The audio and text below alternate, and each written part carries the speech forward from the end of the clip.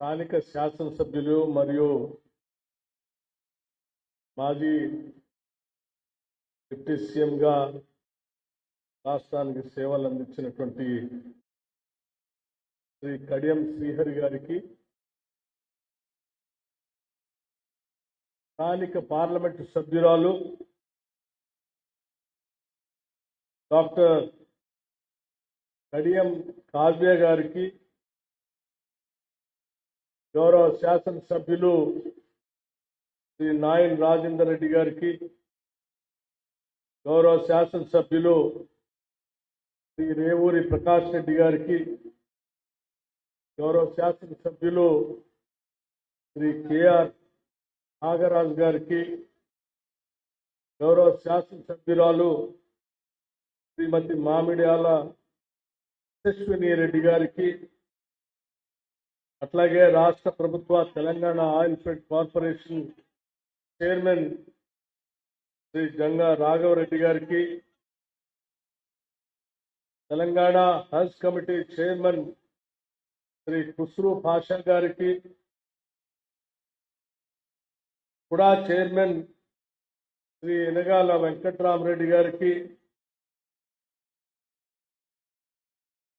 CMD Transco Shri Krishna Bhaskar గారికి, కర్ణాటి వరుణ్ రెడ్డి గారు CMD NPDCL, అట్లాగే మారజోడు రాంబాబు గారు చైర్మన్ జిల్లా గ్రంథాలయ సంస్థ జనగాం గారికి, station Ghanpur municipality chairman Thatikonda Vinay Kumar గారికి, వ్యవసాయ market committee chairman Ghanpur station Ghanpur chairman Shirish Reddy గారికి, చైర్మన్ చిల్పూర్ గుట్ట దేవస్థానం శ్రీ పొట్లపల్లి శ్రీధర్రావు గారికి, సర్పంచ్ పల్లగుట్ట గ్రామం వెనగందల నరసింహారెడ్డి గారికి, వేదిక మీద ఉన్నటువంటి జిల్లా కలెక్టర్ గారికి, ఇతర ప్రభుత్వ అధికారులకి,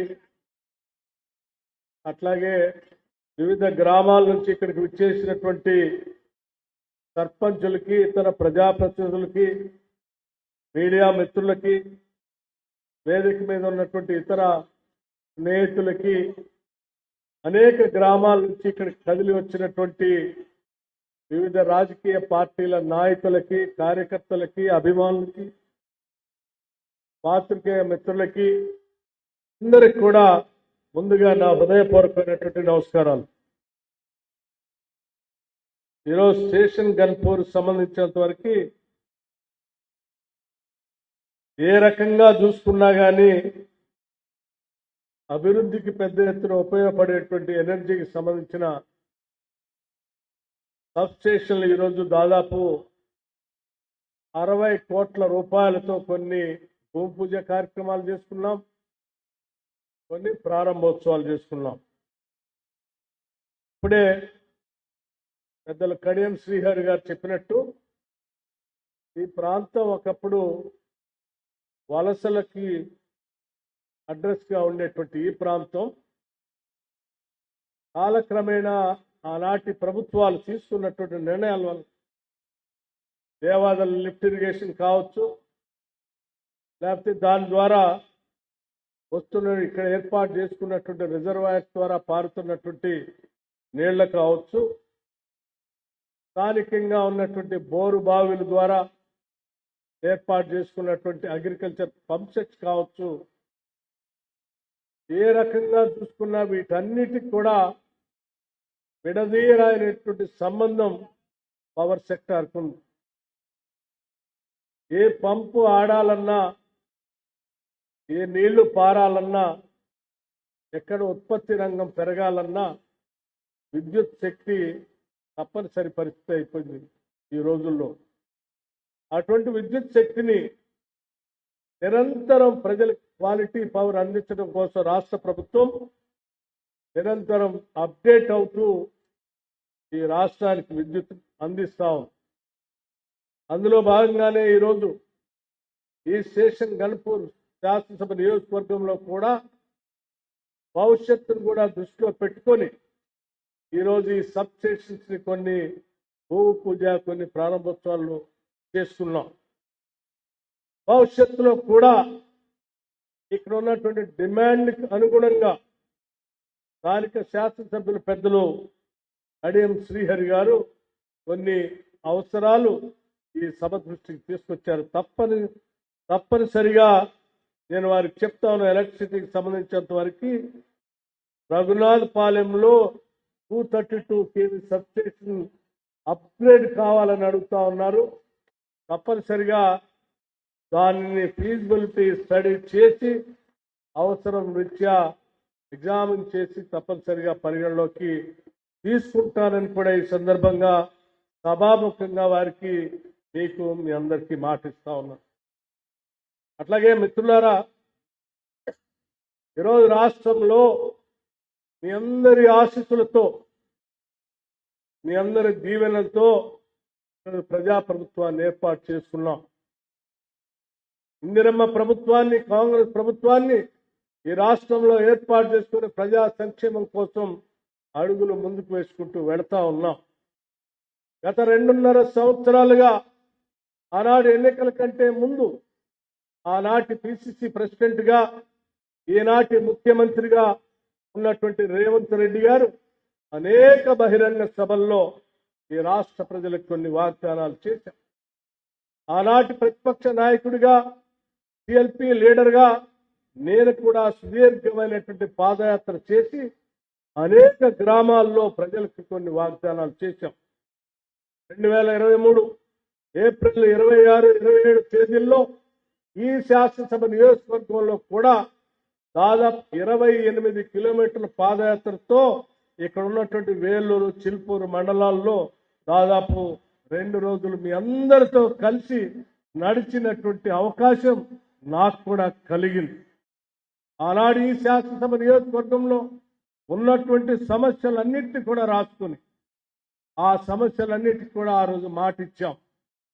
రాబోయేది ఇందిరమ్మ రాజ్యమే, ప్రజాప్రభుత్వమే. తప్పనిసరిగా ఆ ప్రజాప్రభుత్వ అధికారంలోకి వచ్చిన తర్వాత ప్రజల క్షేమం కోసం నిరంతరంగా ప్రణాళికలు తయారు చేయటమే కాదు, అమలు చేసి చూపిస్తామని కూడా చెప్పాం.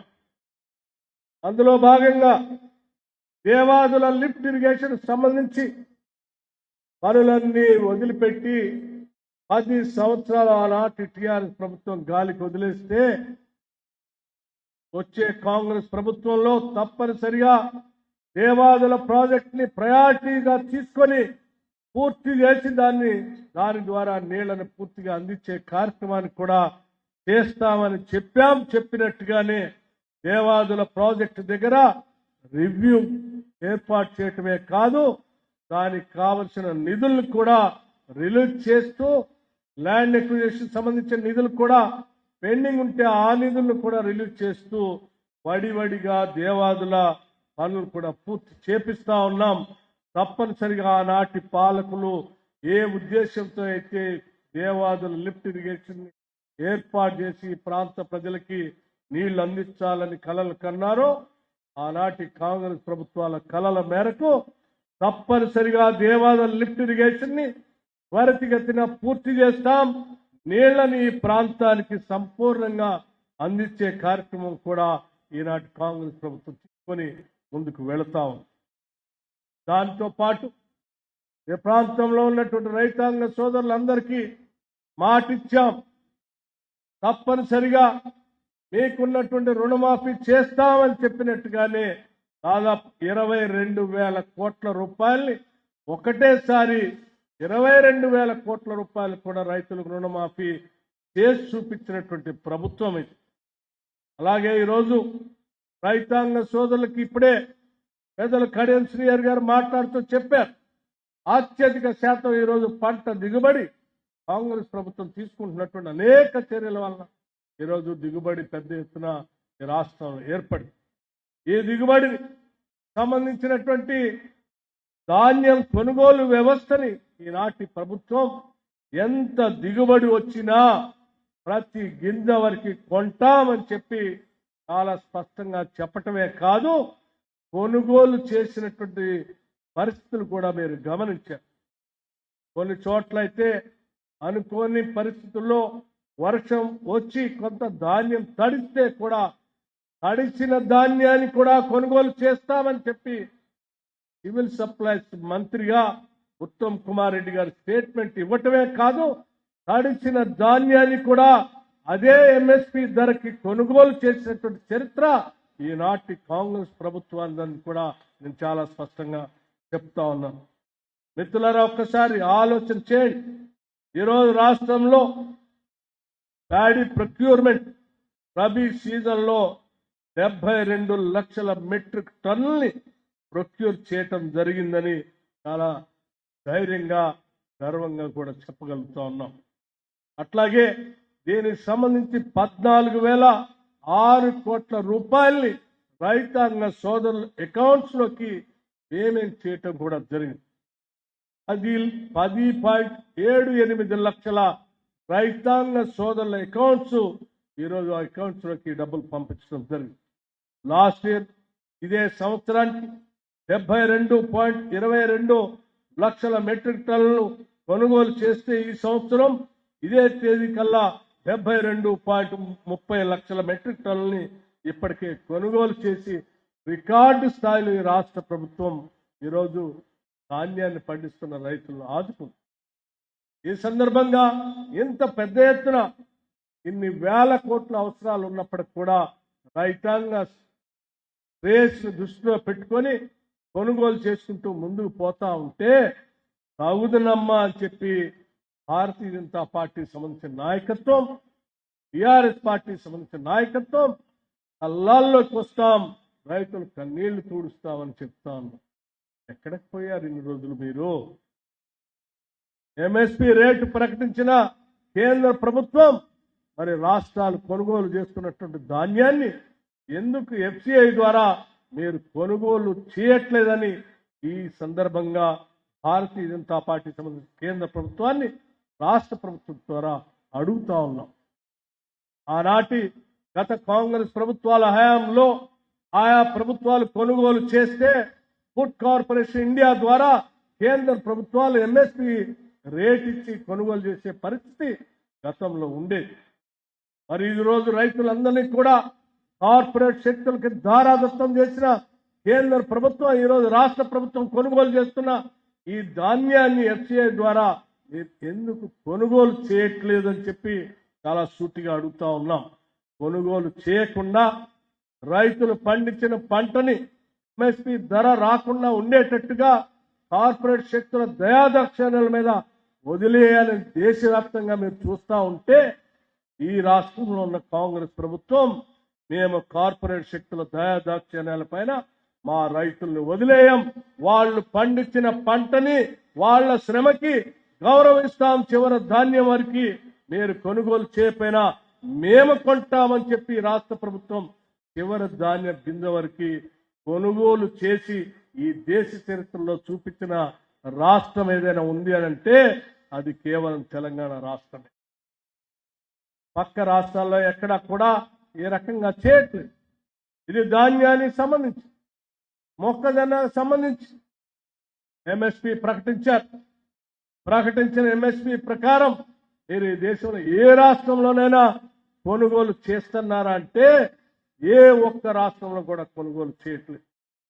కేవలం తెలంగాణ రాష్ట్రంలో మాత్రమే ముందుకొచ్చి మీరు ప్రకటించిన ఎంఎస్పి ప్రకారం ఆ రైతులు నష్టపోకూడదనేటువంటి ఆలోచనతో మొక్కజొన్నను సైతం ఈ రాష్ట్ర ప్రభుత్వం కొనుగోలు చేసిన వ్యవస్థ కూడా మనందరికీ తెలిసిందే అని చెప్పి మీ ద్వారా కొనుగోలు చేయకుండా మొక్కల్ని గాలికి వదిలేసినటువంటి కేంద్ర ప్రభుత్వానికి కూడా నేను సూటిగా అడుగుతా ఉన్నాను.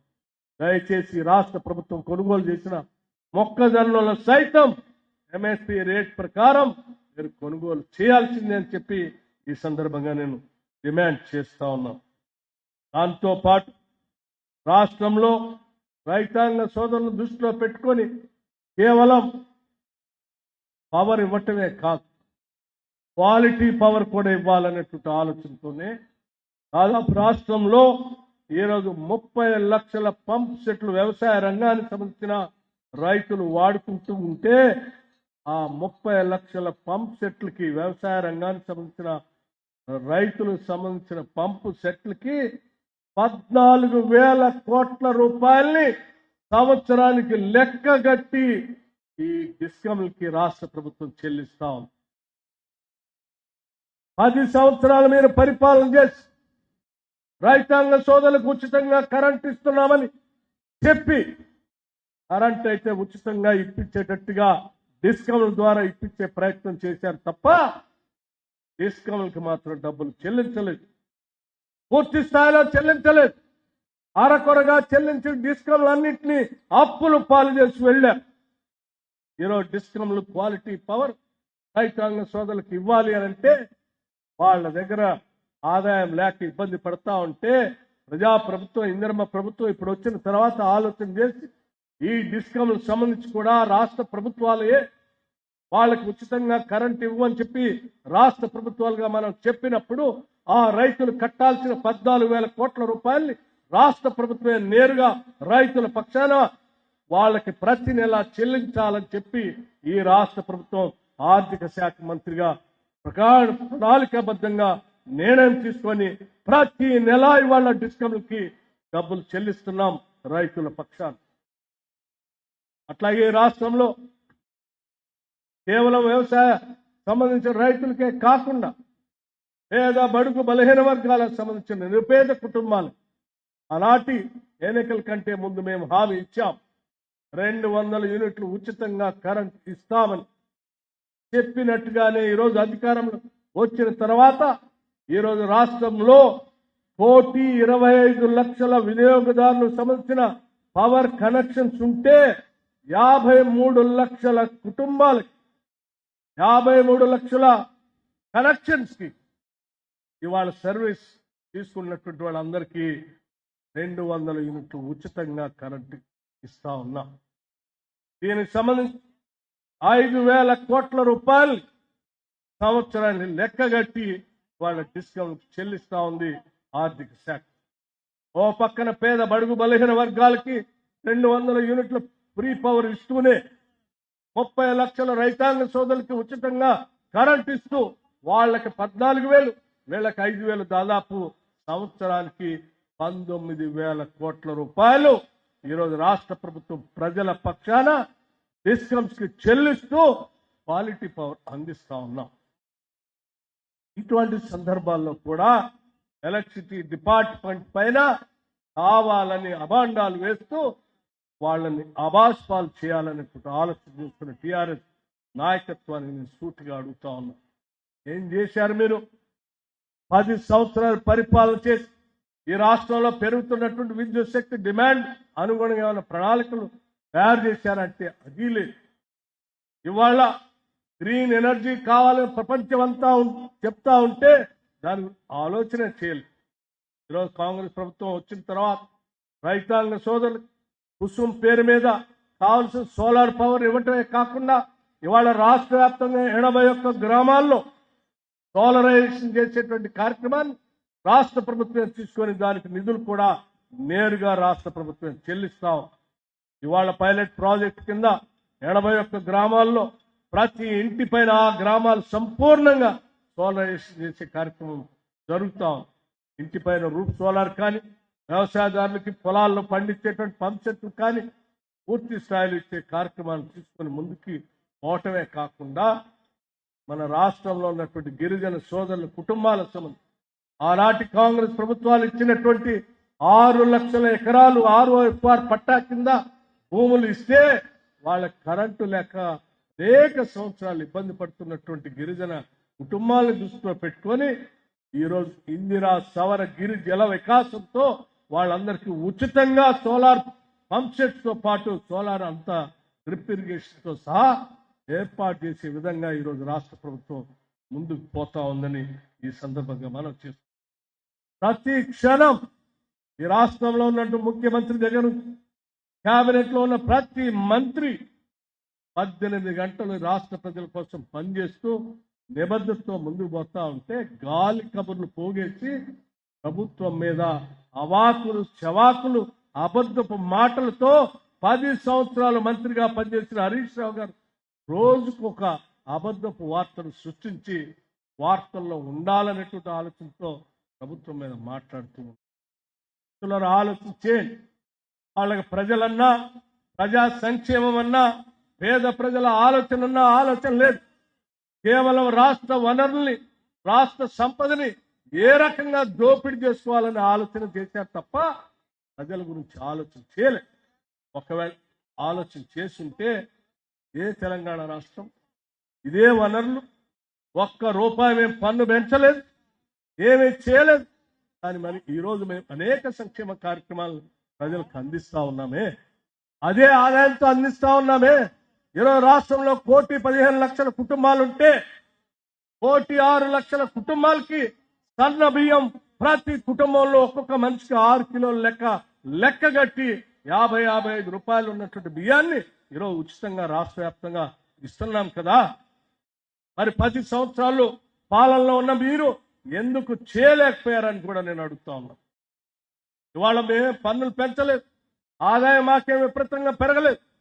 అదే ఆదాయం, అదే పన్నుల విధానం, దానితోనే ఈరోజు ఉచితంగా ఫ్రీ పవర్ ఇస్తున్నాం, ఉచితంగా సన్న బియ్యం ఇస్తా ఉన్నాం, ఉచితంగా రాష్ట్రంలో ఉన్నటువంటి సగ జనాభా ఉన్న మహిళలు ఈరోజు ఉచితంగా ఆర్టీసీ బస్సులో తిరగటానికి ప్రయాణ ఖర్చుల కోసం ప్రతి నెల ఆర్టీసీ డబ్బులు కడతా ఉన్నాం. ఈరోజు రాష్ట్రంలో ఉన్నటువంటి మహిళల కోసం పావలా వడ్డీ అని ఆనాడు మొదలుపెట్టినటువంటి ఆ వడ్డీ కార్యక్రమాలకు సంబంధించి ముందుకెళ్ళి వడ్డీ లేని రుణాల్ని చెప్పి ఈరోజు చేస్తా ఉన్నాం.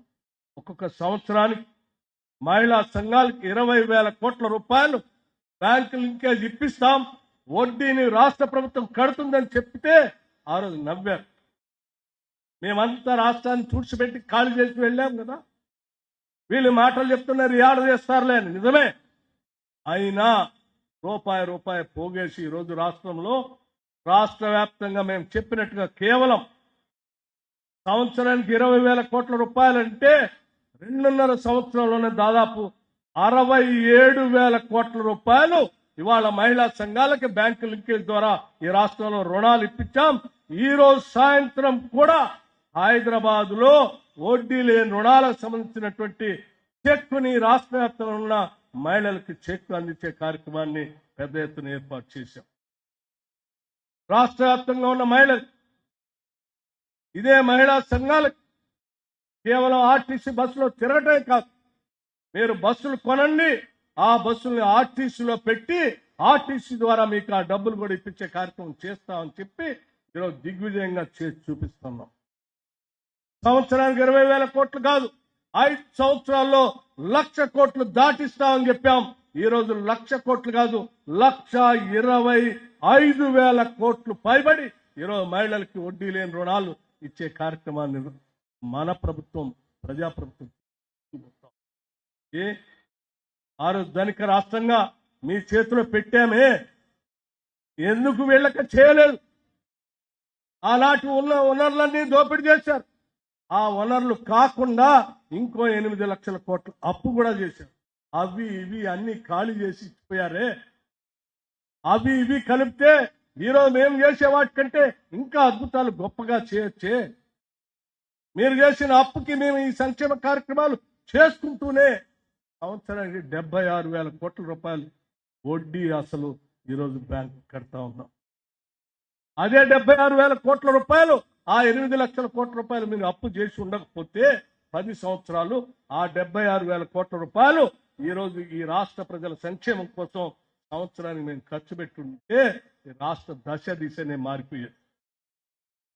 దోపిడీ చేసి, ఖాళీ చేసి రాష్ట్ర ప్రజల్ని మొత్తం దేనికి పనికి రాకుండా వాళ్ళ సర్వశక్తులు పీల్చి పిప్పి చేసి మళ్ళీ అధికారం పోయేవారికి పెట్టుకోలేక బయటకు వచ్చి కట్టుకథలు, అబద్ధాలు అన్ని పోగేసి ఈ ప్రభుత్వం మీద మాట్లాడేటువంటి కార్యకలాపాలు చేస్తూ ఉన్నారు.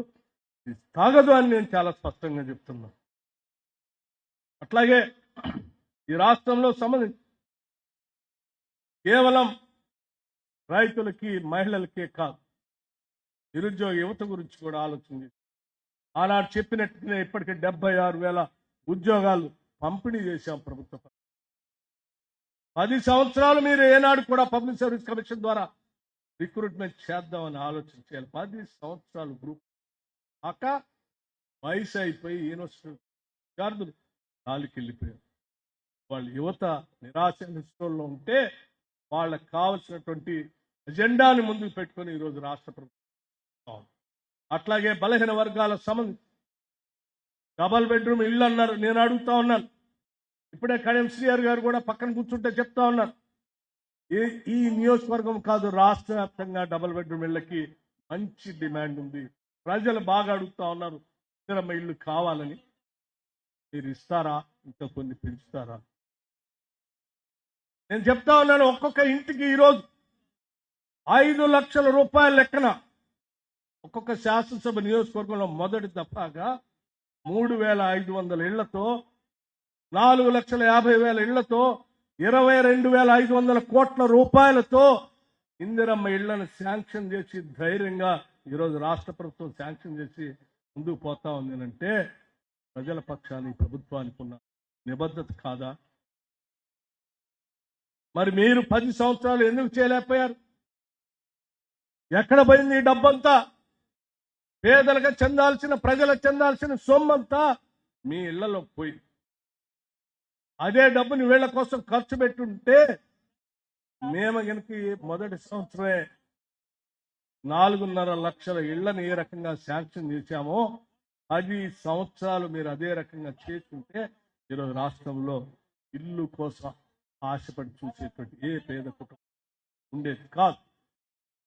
నేను చాలా స్పష్టంగా చెప్తా ఉన్నాం, కేవలం మొదటి సంవత్సరం ఇచ్చిన 3,500 ఇళ్లే కాదు, మళ్ళీ ఈ సంవత్సరం కూడా ప్రతి శాసనసభ నియోజకవర్గానికి 2,000 ఇళ్లు లెక్కన ఇచ్చే కార్యక్రమం కోసం ఆలోచన చేసి ముందుకు పోతా ఉన్నాం. తప్పనిసరిగా ఈ రాష్ట్రంలో